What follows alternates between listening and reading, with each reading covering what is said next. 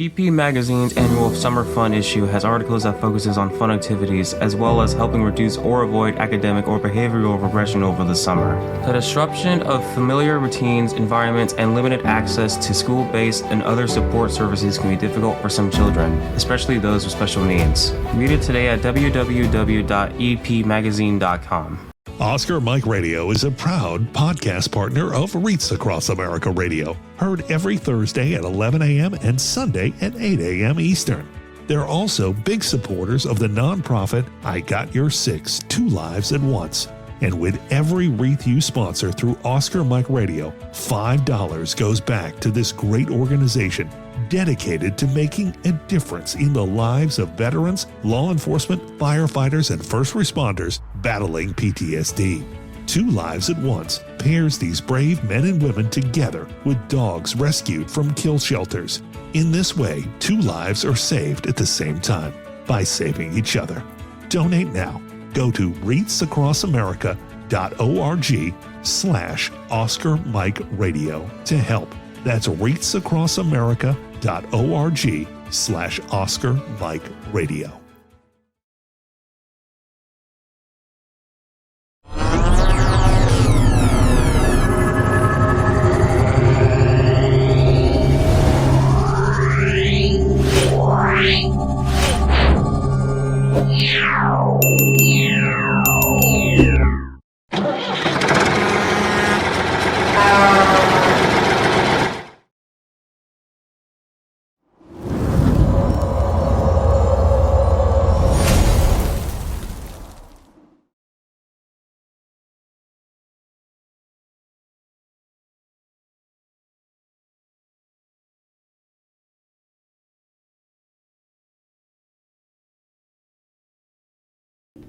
Suicide is preventable, and each of us has a role to play in suicide prevention.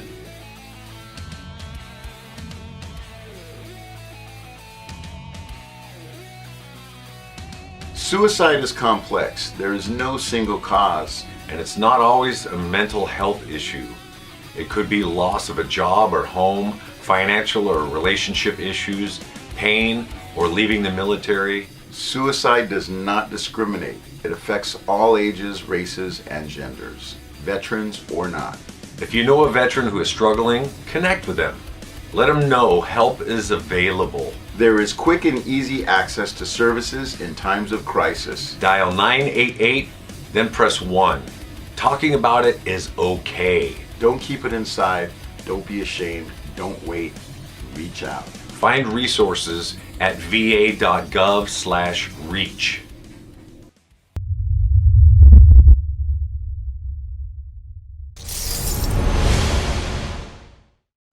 Hello and welcome again to Oscar Mike Radio. My name is Travis. I'm your host.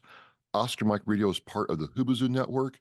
You can find out more on hubazoo.com. I want to thank my sponsors, Joyce Asack of Asack Real Estate, Army National Guard veteran Mark Holmes of Reapers Detailing and Power Washing, and my supporters, Exceptional Parent Magazine, Caisson Shaving Company, and Black Cat Designs.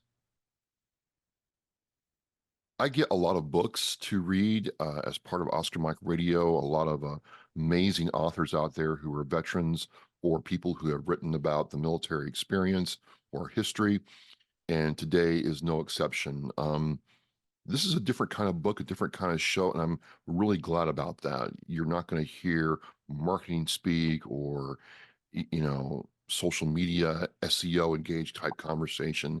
This is a really different one. I'm really pleased to introduce my next guest. He's a Marine Corps veteran and author. Doug, welcome to Oscar Mike Radio. Thank you, Travis, for having me. I appreciate the opportunity to share my story. Absolutely, absolutely. Now, you wrote Nitkis' Dad, and I'll have the link to that book in the Oscar Mike Radio website and show post. But before we get into the book itself, which I thought was a really unique approach in the genre of, I don't know if I'd call it a self-help book, but maybe a self-discovery book. We'll get into that. Mm-hmm. Give me a background of your Marine Corps career, because, we're all Marines, but we're all different. Yeah.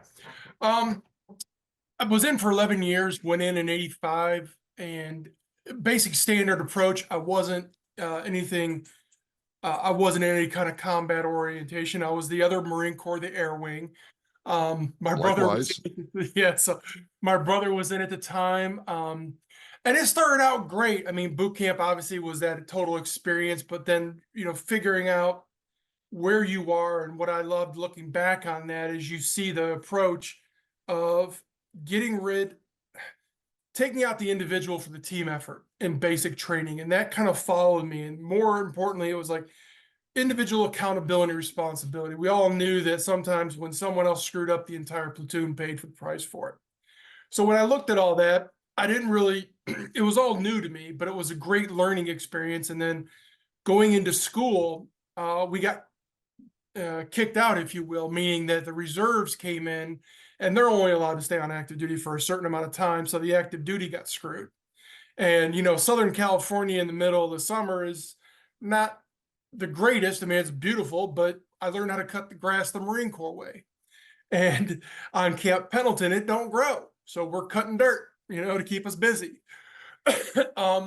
But, again, we learned and we saw and observed from others who had been through, we had a gunny there, we had a staff sergeant and a sergeant that we were learning from that had been in for 15 or so years. And we'd also learned some of the basics from individuals who had come there and screwed up. Again, I had a guy there that he had come in and he had stolen a thing of chapstick, of all things, from the PX. And it's like, what the hell? You're getting paid. Why would you do something like that? Well, he was one of the senior people. He had been, assigned to us. But the gunny relied on him because he had worked with him. He had fixed his problems, whatever they were. And he was, getting back up there, getting back on track with his career. So, being in school for 6 months, or being down there for 6 months, was an interesting thing. And then getting in my command, I didn't get the job that I was going to school for. It isn't what I started out doing. And that's where kind of it rolls downhill. That's kind of how it goes. So I was doing something else in the admin office than my job. But I was eager to get to know my job. But okay, I couldn't do that yet. So I'll just do what I'm supposed to do, learn it, make it as proficient and effective and whatever I can do to make it the best I can be. So I did all that. And it was what a travel clerk is what it was. And I knew that the itinerary of the individuals going, and rather than doing their handwriting, I went in and I started typing the stuff out, make it easy, clean. That way it came back quicker. The dispersing office didn't have to worry about deciphering somebody's handwriting. So then I get into my job and everything else goes from there. I loved what I did, taking care of the individuals in the unit, making sure their records were up to date, making sure their pay were great. And we really worked hard to make sure that everything was above board. All the inspections, we tried to make sure we were well in advance and prepared for, because if these guys were worried about something other than their job, they might screw something up. They might miss a screw, they might miss a bolt or something in one of these, CH-53 Super Stallions. So we didn't want that to happen. That was impressed upon us, that our job was just as important because of the impact it could have on the individuals who had other responsibilities in the unit. And then from there, I went into independent duty, taking care of reservists. And I love that aspect. It was really strange to get in there.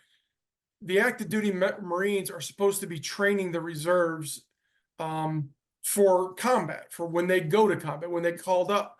But nobody seemed to be doing that. They seemed to be helping them do their jobs on the weekend. So it was kind of like I'll say a camping trip almost, but it's like, where was the accountability and responsibilities for these individuals when they came in on the weekends to do their job? It wasn't happening. And then when I said, no, the two people that are supposed to be doing my job, they need to learn it so that they can take care of the unit when they get deployed. Right. So I went to my first sergeant, and that was some of the best advice he had gave me. I came to him with the problem, and he basically kicked me out and said, don't come to me with a problem unless you have a potential solution in mind. And that advice kind of follows me today in my project management roles, and it prevents people from just bitching and venting and whatever else. So you look at a problem and okay, these are the potential solutions. Let me take one of them and let me work this through completion and see how we can do that. Again, the best advice I had ever gotten in the Marine Corps was from him. And it was funny because, in some commands, you look at the most senior person and you think, oh, they're full of shit. They're just BS and, you know, whatever else. And we had that same problem with this first sergeant. Okay.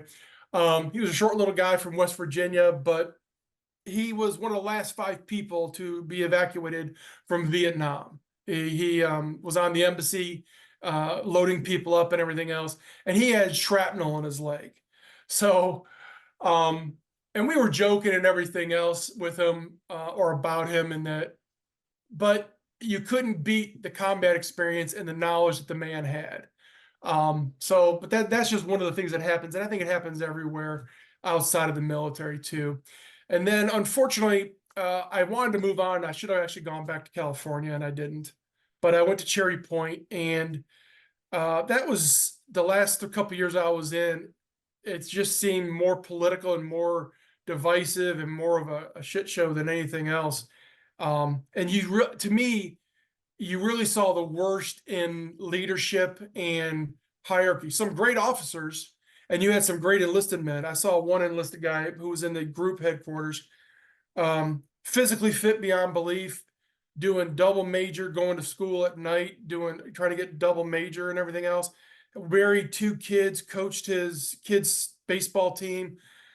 Just great in what he did at the group level.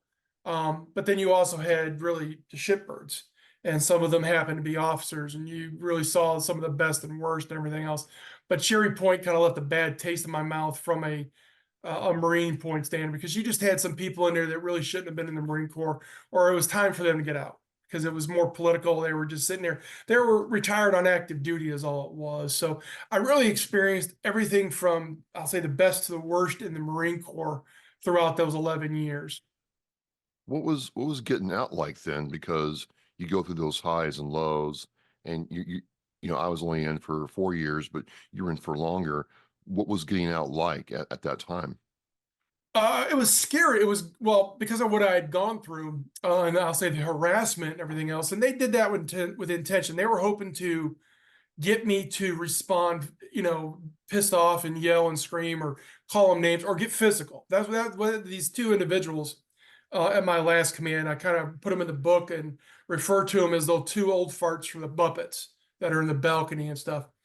So from that perspective, I was like elated to get out. I didn't want to. I really wanted to make it a career and everything else. But okay, I see the BS. So when I got out, I was off the base, and it's like, oh, thank God I'm no longer part of that. But the brotherhood, the institutions, the traditions, the camaraderie, that was never a bad thing. It was always good. And then the scary part was getting out into the real world and figuring out, okay, well, I need to get a job that makes see how I can do this. And I know once I can get in there and do something, I can prove myself. That's not a problem. But, you know, you're worried because, you know, what's going on. It's an entirely new world. And, you know, one of the bad things is my language when I got out, it was, you know, we could use the F word in 1,000 different ways, and it has different meanings no matter what it does. Well, you can't do that in the real world, obviously. So, but it was a little scary. But once I got into things and I saw how disorganized the civilian sector was, at least in the job that I had, okay, I got right to work. And it wasn't, I mean, and a lot of people that I would talk to, new to the job or old, that was one of the biggest complaints, is you didn't have a lot of people that were really organized, efficient, or effective. They came in, they did their job, but they didn't know how to really improve the situation other than what it was for the moment. And I always looked at the long-term aspect, but it was scary even later on in life because the world was saying, oh, you needed to have a degree. You had to have a degree if you wanted to go anywhere, and I didn't have one. But I find that that's BS. You know, it was. You don't have to have a college degree. When you get in and you can prove yourself day to day, you learn and you teach. You set expectations and you abide by those expectations. People see what you can do, degree or not. And when I became a manager, when I was interviewing people, I would rather have somebody that had 4 years of military service than a 4-year college degree. And the reason being is 99% of them were individuals that were accountable and responsible, and they knew that when they were given a task, they would follow it through to completion. Very few right out of college had that same level of experience. But there were some that really did a good job. So it was a little bit scary, but once you get your foot down and you're on your solid ground, and you have reinforced efforts from, hey, you're doing a great job, or this really improves something, you start, going full tilt on everything. So it's a crapshoot, but once you get on solid ground, you can really run with it. Now, just curious, because I know some PMPs. I'm debating whether or not I should get my PMP eventually. But what got you into project management? That's not necessarily a traditional career path out of the Marine Corps. I'm not saying it's a bad thing. It's No. just very interesting because I know those people. I work with them, and I try to talk that language. If you get my meaning. Yeah. I wasn't looking, I didn't know what project management was at the time, Yeah. but it was really about just improving your situation. Whether it was for yourself, meaning you wanted to get your job done and go home, or you were really trying to help the department that you were with, or the company that you were with. And that goes in line with what, our focus was from basic on up. You're accountable and responsible to things you do, but you have a greater responsibility to the department in which you serve and the unit that you serve, and then the country, the Marine Corps, the country, and everything else. And it was just a natural progression. And when people would see what I would do, they would always bring me in for additional things that needed to be fixed. So I was kind of a fixer in a way, or they would always ask, and I would have to digest what they would do. They'd ask me, how do I do that? So I would take what they say, and you don't have the answer right away. You got to understand, you got to digest what they're talking about.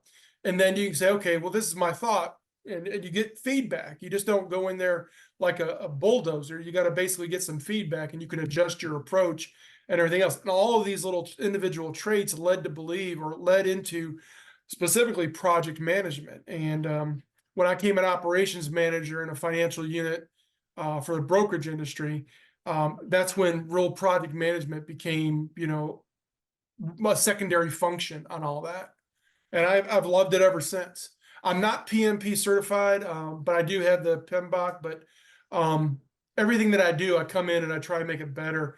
Maybe someday I'll get the PMP certification. I do have the Green Belt Six Sigma certification, but that was enough. So let's nerd out for a second, because Yeah. that's the thing, right?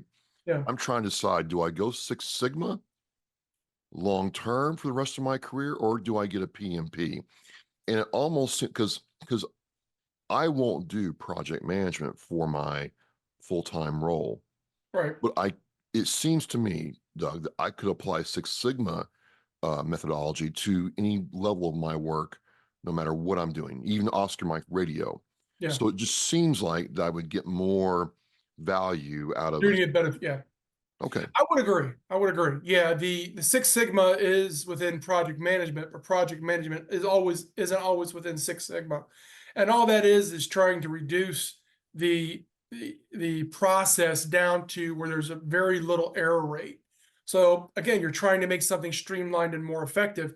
And it doesn't need to be a production. Like I said, if you do it within your Oscar Mike Radio program, there's things that you can within Six Sigma that you don't have to officially do a project or a program of it, but you can take the training and learning that you do to say, okay, we can make this more efficient. We can make it more effective. We can reduce this, or people will gain from this. So I would agree. I would think that the Six Sigma would probably be something better long-term. And if you do go with PMP down the road, Six Sigma will help you in the PMP aspect. Awesome. Yeah. So you've served in the Marine Corps, you got out, you figured out which way to go in life, and kind of take that can-do adaptability aspect of the Marine Corps and apply it to your professional career. Where does the author start coming into your life? Where does Doug start thinking about being an author? Because we're talking about the Warrior Within book in terms of this conversation, but you've written more, you've written other things. How did the genesis of the author become for you? I had been, ever since Facebook came around, I'd had an idea just to write down notes, because you come across something that you're having a conversation with somebody that sticks with you. Like the advice I got from my first sergeant. Okay. That is, I'll say, universal advice or a universal message. And it's served me well in the 30 years plus since I initially heard it. You can't discount that. So when Facebook came around, you see these memes and everything else, and people can use this thing to get lost in their whatever. But whether it's a Facebook meme or a line in a movie or a lyric in a song or a poem, or even just something somebody said on the street that resonates with you, I started keeping. I'm like, damn, that really is that's profound. Let me write that down. So I started doing that years ago, just in general in a notebook and then everything else. And then once Facebook came around, initially in its infancy, you would see these pictures with the memes and whatever else. And yeah, there's some of them are funny, but some of them go into more of a spiritual approach and more of a holistic way of living, or at least a reminder of the better things in our world. So I started keeping those things down. How or why I began to actually write was actually part of the pandemic. And I didn't know it at the time. I was like, okay, I'm being driven here. And I actually detailed a little bit more in my second book, Dear Molly. I had seen a YouTube video of her singing her song Husavik, My Hometown, from on YouTube on January 11th of 2021. Funny because I had just gone back and reread that. And what amazed me about the video, because the algorithms within YouTube, they just pop up something and everything else. And I didn't know. But her physical beauty hit me, but she's singing in English, but then part of a chorus is in Icelandic. And it amazed me, the language transition. So I was inspired by that. And then, once you click on, you like a video, then the algorithm starts to bring in other stuff. Well, over the course of the next couple months, I had seen more videos and everything else.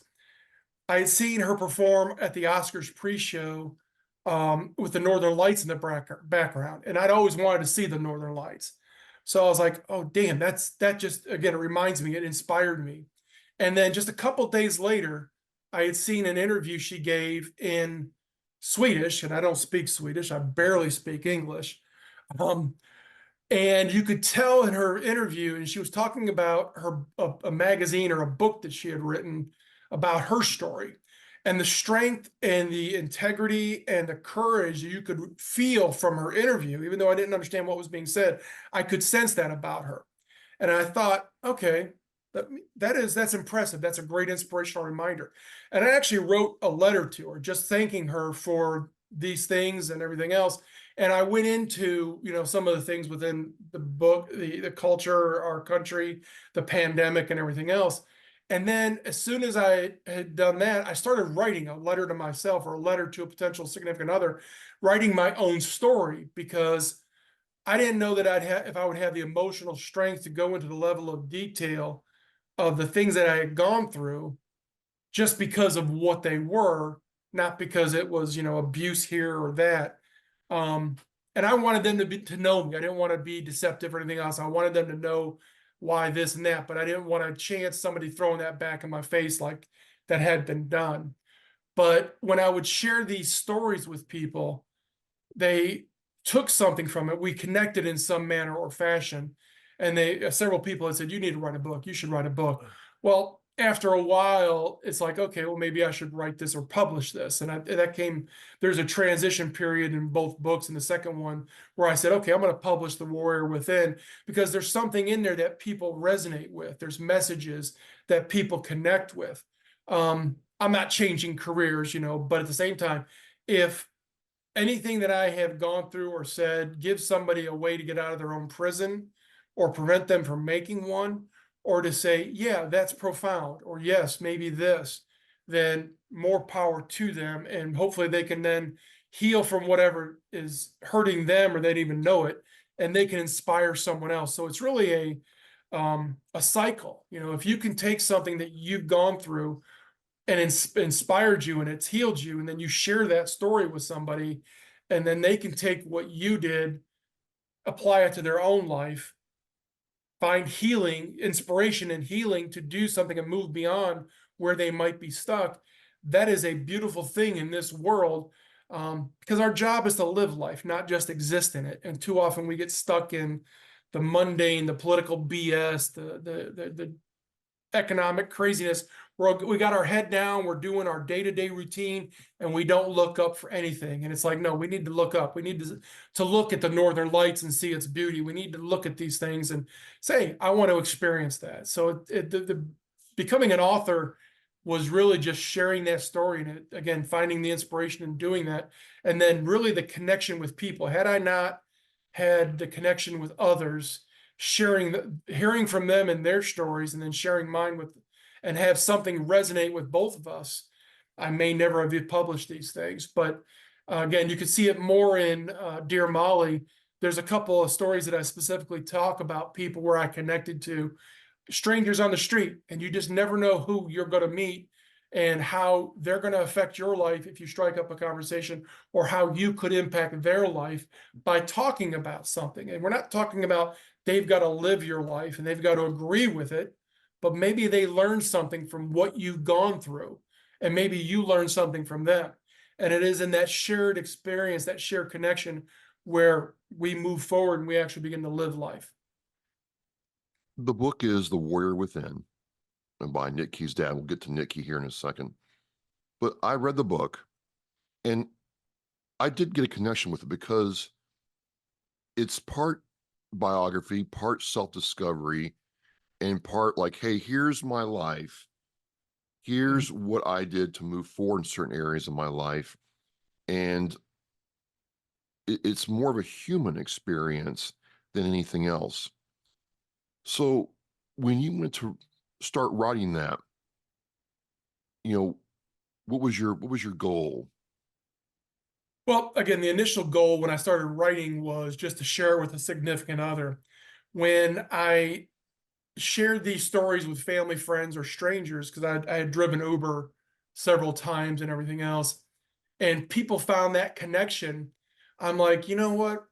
Maybe there's something in here that we can resonate. And it was really specifically when I talk about the balance approach, looking at just some of these stories that I touch on that have that in the current world, like the Palestinian Israeli war, the arguments between abortion rights or abortion issues, and even the lesbian gay issue, LGBTQ.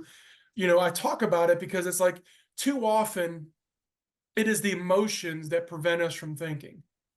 And politicians are notorious for this. And they want us pissed off. They want us involved in culture wars because they don't want the problem solved. And that's irritating to me. Because again, they're only in it to keep their job. All they want is the power to keep the job or get the job, and that's all they want. A lot of these guys and gals, they go in, they're not millionaires. They're barely making above, whatever it is, but they get it elected because of all the gerrymandering and everything else. Well, now they're all multimillionaires because they have access to insider information. They get all this extra money for being on committees. They go on these crazy trips. You hear about donors giving them trips and funding this and funding that. And it's like, and yet these people, we have the audacity to talk about corruption in other countries. So to get to the heart of this whole thing, you have to know who you are. To become your best self when you work on things that people can't take away, makes you a superhuman being, a super person, a superhero. When you're rich, when there are things that you have that money can't buy. And when you know who you are and maybe what are the things that upset you, and especially if you have people that trigger you, you don't respond. And that's the key. You still might have an opinion. We all should. We all do. Hopefully it's informed, but you're not reacting, and you're not going to write out money from your checkbook and give it to a dingbat for a political campaign because they don't really give a damn about you. So when you look at all these things and apply them, we can solve some of these problems, but you got to be brutally honest with the problem itself. If you're not going to be brutally honest or honest about the problem, well, then you're already starting off on shaky foundation. And who among us is going to build a house that doesn't have a strong, solid foundation? Yep. Especially the buildings that are in California or where there's earthquakes. You have extra code and everything else. So individually, if we build our life and we learn and we chip away at the things we don't need, and build ourselves on that solid foundation, and we don't react to the people that want a reaction from us, these are things that will serve us well. And by our example, maybe someone else might find the strength to do the exact same thing. So I looked at all that, and I wanted to take more than just my life. I wanted it to people to say, okay, let's wake up to the BS that we're being fed by politicians and maybe even some of the media, depending on which media channels you work for. And let's think outside the box and really get to the heart of the matter. Now, you can still have your opinion. You can still believe that, homosexuality is a sin and all that, or abortion is a sin and all, whatever it is. But I'm not going to try and control your life. That's not my place. If you want to think that you're right and I'm wrong, and I should live your life, live the life you think, well, that's where the problem comes in. And that's where some of these politicians just want the money. They don't care about the issue. They just want the money. So I was hoping that as I got into the details of all this, that maybe people who were drinking the Kool-Aid might put it down for a little bit and say, okay, let me start thinking a little bit more for myself. Just because a politician says something or somebody on the news channel says something doesn't mean it's accurate. I need to do a little bit of research from a reputable site. And then I can see whether or not they're lying. So, and when you know some of the tactics that these people use, family, friends, or a politician, whatever they are, you're aware of them. So you're not going to respond when you're having a conversation or when you're listening to them on TV. And it's like, okay, you really have a freer life than that. Your life is so much free. It doesn't mean you don't care, but it means you can actually take a problem and get down to the heart of the matter of what it is, take a potential solution to it, run it through completion, and let's see if we can fix the problem. And a lot of it applies just to your own life. But if we apply those things to our own life, maybe we can do it to our community, our state, and the country itself. And then, by God, maybe the world. Maybe we can fix the world one day at a time, one step at a time. But we can't do it all at once. So it was kind of really about that approach. Yes, it's my story. It's how I became aware of these things. But I really want people to take that information and apply it so that they're not manipulated by people, places, and things that are going to detract them from living their best life. So I read your book, and it takes me from your family life through the Marine Corps, after the Marine Corps, and this is why I don't want to use the term self-help. Right. I don't want to use the term biography either, but I really believe, for me, my experience when I read it, Doug, was self-discovery. Yeah. It kind of goes back to your answer you just gave, where you got to a point where you discovered, and you have it on your website, we talk about the concept of I am for yourself, and you answered who Doug is. Yeah. And then you were able to write about who Doug is. And by doing that, you show us the warrior within, literally. That's what I got out of it. Yeah. Is that what you're trying to get people to see in a different way? Because it was a very different take on it. Like usually a lot of biographies are, I started off, growing up in this place, and now I'm doing this, and there's not that it's a bad thing. There's no real discussion of the spiritual or ethereal. It's very chronological and hierarchical in a sense. Where yours is different. So that's what I got out of it. And that's why I felt it was like, wait a minute, this isn't just some guy doing a promo or trying to follow his marketing coach's advice. There's a real message here. So as you've gone through this process, have you changed at all? Have you looked at the world differently as you started writing and getting the book out there? Yeah. I mean, it was all a progressive approach to it. I mean, when I was back in school, God, 40 some years ago, I had a dream somewhere around 7th or 8th grade, whatever it was, about the spirituality, the Native American culture. And it started a progression. I didn't go full tilt. It was just allowing these little pieces to come together and then come into a full picture. Again, that's how the universe does this. At least what I see is it plants a seed, or it brings in little pieces to the puzzle. And if your eyes are open, or more than your eyes are open, you may see where they connect. And it's that connection that I went through and how these things were able to connect and see where I was actually able to go. And what's great about it is, some people live in the past and they're happy and content, and it's not a good thing to do. But sometimes we need to review our life a little bit and not think this. And I actually talk about a little bit in the second book, where, you know, the life we're living isn't a straight path. It's a curve. It's a spiral. And sometimes you've got to go around and see things from a different perspective, and you'll continually review your life, or not day to day, but you may go back and look at things and you'll see it from a different perspective because you've grown, you're older, you're more mature, and maybe now you see it, or maybe new information comes into picture. And the example I can give is my ex-wife at the time, her and one of her best friends that lived across the street from him, they stopped talking before, and it was after we had split and everything else. And I figured it had to do with the fact that my ex-wife at the time had helped their daughter move into her own apartment, so and I write about that in the book, about where I didn't like the approach and everything else. But years later, and this was after she had passed, and I met up with those friends and their daughter, and we were at hanging out at a restaurant where they had the daughter's husband was singing in a band. And she told me, she confronted my ex-wife about her cheating, and how could she do that to me when she had it done to herself. And it was after that time that they had stopped talking. So, when you look at the things you've gone through, or the relationships, primarily relationships, you may be able to fix them, you may not. You may have your understanding of what happened, but if there's any doubt, you got to go back and you got to ask the question. And it all comes down to that spiritual question, what am I here for? Do you have what your destiny is? We don't know, but I know I'm going to enjoy life and I want to live it. I just don't want to be the 9 to 5 and ho hum. And, I come in, I watch my shows, I get my TV dinner or the fast food or whatever.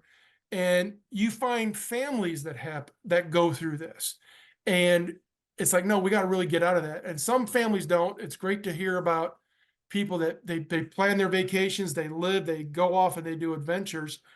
But when the balance comes between religion and spirituality, you've got to be careful about going overboard one way or the other. I think anything in excess can be detrimental to our health, whether it's weightlifting or dieting or shopping or whatever it might be. So again, it's a balanced approach. And so I look at the spiritual aspect of it. It starts with asking that reflection that I see every morning. Am I happy with what I see? And then taking steps to make the changes. And again, just one step at a time, one day at a time. And you don't have to have the answers, but when the universe is ready to give you a message, it'll give it to you. Sometimes it's going to be a harsh lesson. Sometimes it's going to be something that they beat across your back, and then it'll wake you up.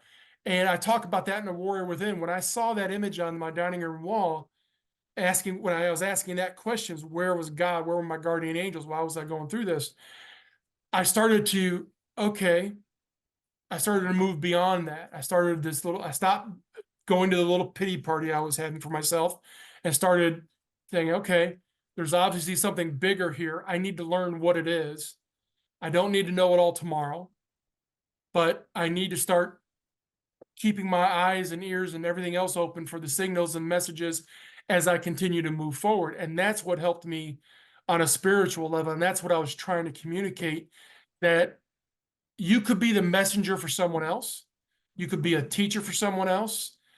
We're all students. We just don't know what path somebody else might be on. So it's going to be that kind of key. We're all teachers, students, and messengers. And I think it helps you along the path, and you may help somebody else without even knowing it. Imagine, you go and you see somebody on the street, you don't know them, but they have a smile, or they're doing something, or you help them. Well, that might be something similar, small for you, but it could be the world to them. You just never know. So I wanted to make sure I touched on all that. And again, it's one step at a time, one day at a time. And I'm not trying to convert anybody to the Church of Doug. Donation plates out, by the way. But I think we're all here to live life and not respond to the bullshit that politicians and certain leaders don't want us to. They just want our heads down and, doing what they want, living, some kind of crazy theocracy or something like that, keeping them in power or whatever it is. But there are forces that do not want us to succeed and live our life. You can call it the devil. I call it negative energy, toxic energy. So take a little bit, one step at a time, one day at a time. The other part would be is if you're not sure where to start, sometimes when you help another, you can help yourself. Sure. So I talk about that in the book as well. Kind of winding this down, two things I want to talk about is the aspect of Nitki. The reason is a lot of veterans I know bond with their dogs either as pets or they get emotional support animals or they get true PTSD dogs. Yeah. And it's just an interesting thing where the power of an animal to help someone heal or get through life is becoming more and more accepted and more prevalent. And just, curious, if you tell us about what, Nitki meant to you. Oh, he meant the world. And again, it was when, it's an amazing thing if this world could have, if we human beings could have hearts like dogs, because, animals are great. They're great reminders. And you see some stuff on YouTube where you see such a kind behavior from a wild animal, from a human helping them, and they remember that kind of stuff. Nitki was my best friend. He was my equal in fur. Always grateful to see me when I walk in the door. He would listen. He was a protector of of the house. He was a protector of his sisters. When they were chasing squirrels in the backyard, and the bass in his voice. I mean, I've got about just a little under a half acre of land, and they were all the way at the back end of the property and stuff, and which is only like 150 yards, 125 yards, whatever it may be. You could feel the bass in his voice when they had a squirrel cornered in a tree. He'd always come. He'd always have a wagging tail. He would always give kisses. We loved going for walks. Again, it was just one of those things that there was such a bond there. And what was great is seeing pictures. He knew the sound of my truck. He would sit on the arm of the couch, knowing when I was getting ready to come home, especially when he heard my truck come down the backside of the street, because it had large pipes on it, because that's how it came. So it was well known that you could hear it, not crazy loud, but it was right out of bed. But dogs, what they're hearing. He would sit on the arm of the couch and he'd wait for me to come home. And once I did, he was right at the door greeting me and everything else. And, for a husky, very few, you really don't let them off leash. And we never walked without a leash. But when it was just he and I, we would do yard work in the front yard. He'd enjoy the sunshine. And it was just, I couldn't have asked for a better friend or a better bond. And when I chose the pen name Nicky's Dad, it was really to honor that love and everything that he showed me throughout the course of his 14 and a half years. And if I can get people to focus on the message and not the messenger that I write about, I think that was my intent. I want people to focus on the messages and not the messenger, because too often in this world, especially probably in this country, but I think we're seeing it more in Europe, where there's such a divisive aspect to everything, because people want the power and they don't care how they get it or keep it. And that, unfortunately, it comes down to using emotions and emotional rhetoric, culture wars, to keep you upset or to keep trying to prompt you on an emotional level. But animals calm you. When you hear stories of vets in combat where they had a dog, it was really a calming aspect to them, considering the high level of things that they were going through. And this is where it was remarkable. I don't know if you had caught the Memorial Day concert recently, but there was a Marine gunner, a corporal, that had been injured in Afghanistan. And she came back and she was having struggles and everything else. And her dad had made a comment to her about, why are you going to do what the enemy couldn't? Because she was going to take her life. She'd actually gone down to the river and threw herself in and everything else. Somebody found her. And, you know, talking to somebody, what she did is she found the strength to start talking to people. And even now with like this past week with D-Day celebration, and I look at the PTSD and all the veterans out there suffering. The the generation from World War II don't seem to have as many problems, not because they didn't go through the worst hell in the world. It's because they had people to talk to on their way home. That boat ride took 30 to 45 days or whatever it took, and they had people that they could relate to talking about their experiences in combat. Whereas with the Gulf War and Afghanistan and all that stuff, people were typically home within a day or two after coming out of combat or getting injured or whatever it may have been. So they didn't have that ability to talk to people with like experiences.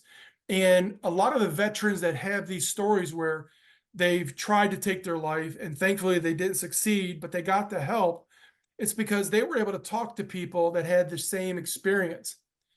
Well, when you have an animal that shows you that unconditional love, you can be as vulnerable as the day is long, and they're not going to sit in judgment.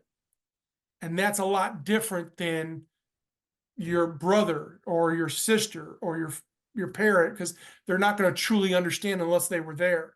A stranger on the street may not understand. Yeah, they say thank you for your service, but for those combat veterans, they may never fully realize what that means. And what irritates me, and I've never heard it yet, but to have someone who is showing or wearing a MAGA hat that says, thank you for my service, because I've seen a story of this, and the veteran went up to him and said, how dare you? You know, this is the Constitution, this we uphold, we fight for a value beyond ourselves. And this is the same values that dogs have. Dogs don't know the narcissistic behavior. They're not selfish. They're there. Their whole life is with you. They serve something better or greater than themselves. And every veteran does the exact same thing. They've served a cause better or greater than themselves.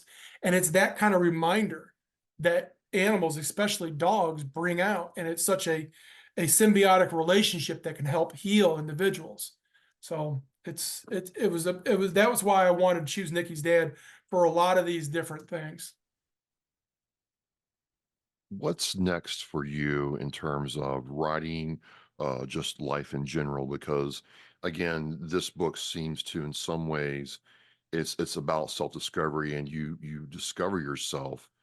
Are you still discovering other aspects of yourself because of the book, or do you just want to, see where the universe takes you, so to speak? I'm kind of on where the universe takes me, but I'm also not gonna say discovering, but I'm actually looking forward to doing things.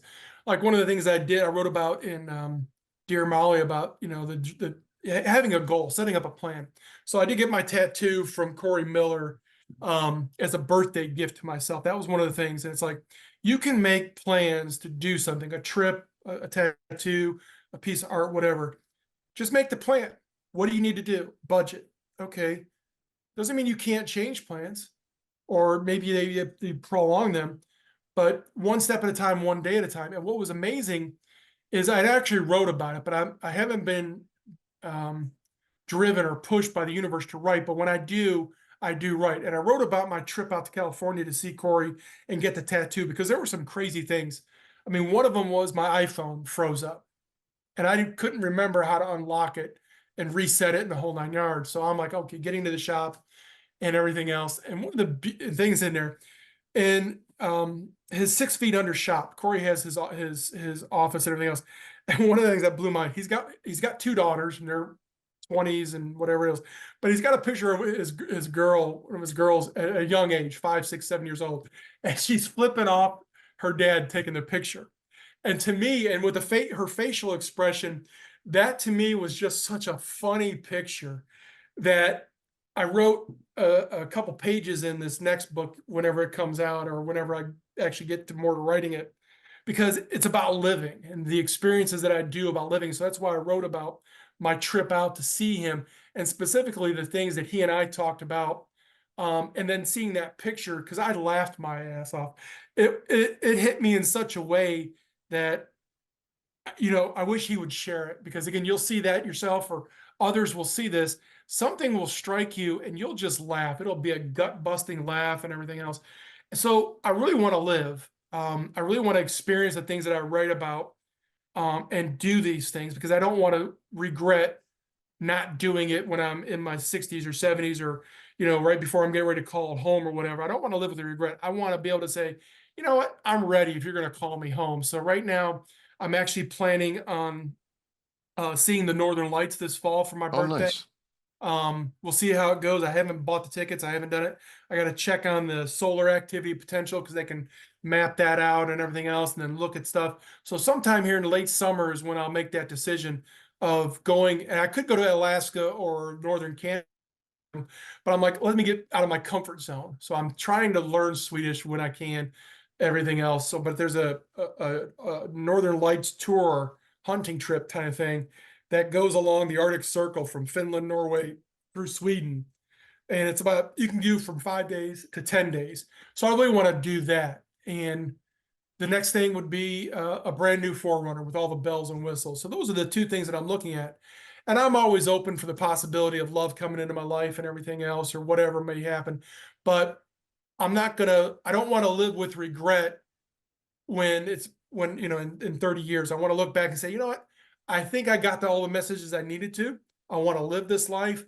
And that is a continual approach to make sure I don't get caught up in something that weighs me down. So, when we learn about ourselves, we can actually be that message or that power to someone else, but we also can't allow ourselves to get swept back into some BS.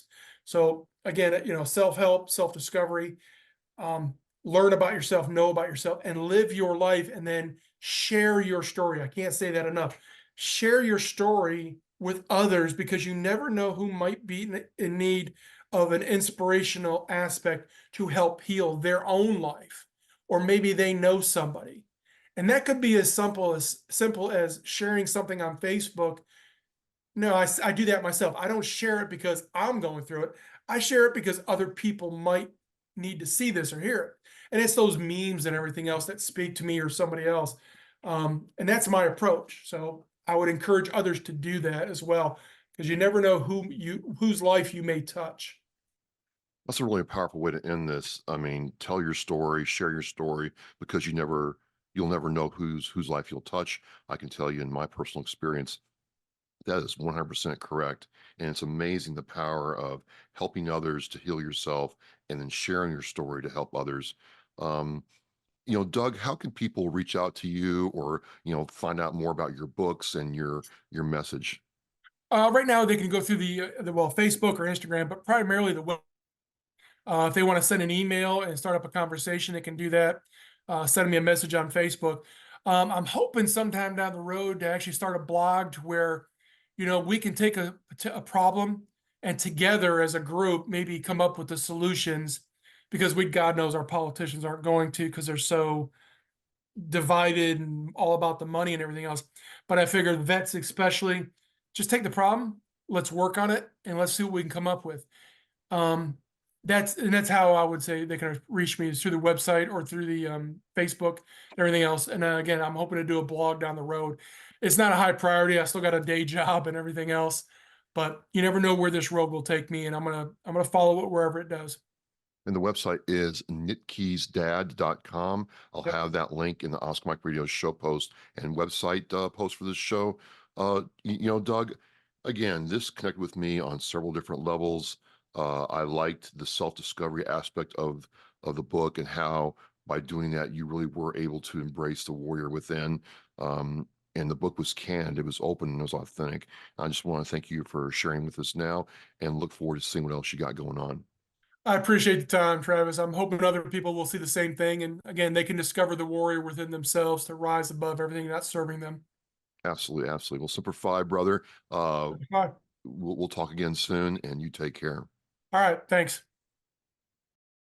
Remember, on a teacher's mission. We care about it, we do it every day. But I think there are things that just hit you and give you a reason to go on. The theme for our 2024 for Reach Across America is Live with Purpose. It just seemed to fit in with the vows of the REIT, the 10 attributes that we feel represent our United States military. I thought, what a great opportunity to put those two things together and show our kids through how we act some of the things that can make their lives better, their communities better, and by doing that, the country better. For me, live with purpose, I think, it's a mindset.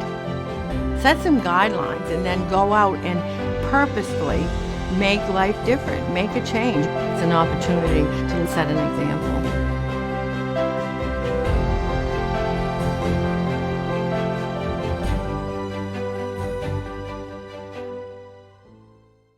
Thank you for listening and watching Oscar Mike Radio, where our active duty service members and veterans are in action and the mission is in flight. Oscar Mike Radio is an oversized load Co-Sinista One production. If you are a veteran or know a veteran who needs help, please dial 988 and press 1 for the Veterans Crisis Line.